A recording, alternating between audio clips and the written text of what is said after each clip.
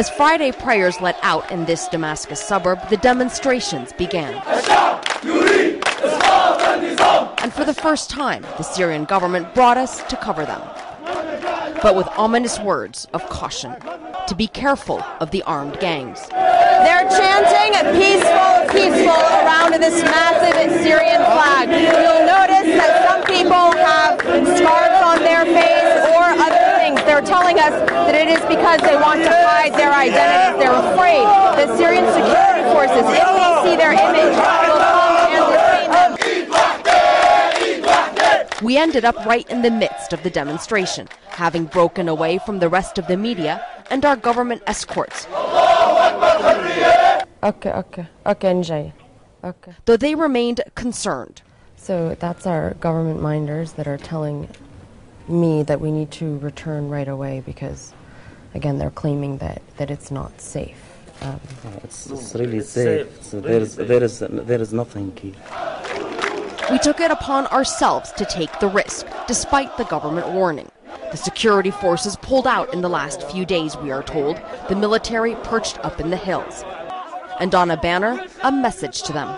Please shoot us with rubber bullets. Quite different to what happened here, the Damascus neighborhood of Barza last week, when the demonstrators say 5 people were killed. We see bullet holes in a number of buildings, and then we briefly meet a man who tells us in a hushed voice that his 27-year-old son was killed weeks ago. We come across a man who identifies himself as a doctor. We want to show you the field hospital that we have here. You set up a field hospital? Yeah. When did you set that up? We have a coordinating for Damascus doctors. We organize it. It's illegal. But this is the only way to treat injured demonstrators. How many injured have you had in this neighborhood? Like last week, we have like 40. The field hospital is nothing more than a tiny room where many bled to death on the floor, the doctor helpless to save them. But, he says, people are afraid to go to government hospitals. They refuse to go to the government hospital because they will be arrested, and if they died, we can't take their body. After we, their family come and make a signature that they are armed troops. Gunshots. The government denies that allegation. But it's a government that the few hundred gathered here believe lies repeatedly, one they want removed from power. In the heart of the capital, an almost festive atmosphere. Thousands gathered to celebrate and show their support for the Assad regime.